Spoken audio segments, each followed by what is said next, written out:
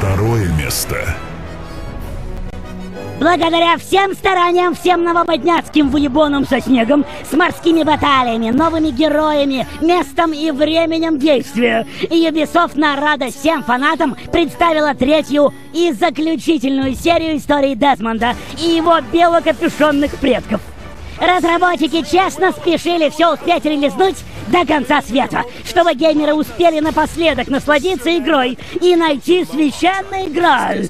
Команда неистово старалась отполировать все до блеска и позволить геймерам ползать по деревьям, покататься на корабликах, поохотиться на зайчиков и поиграть с британцами в казаков-разбойников.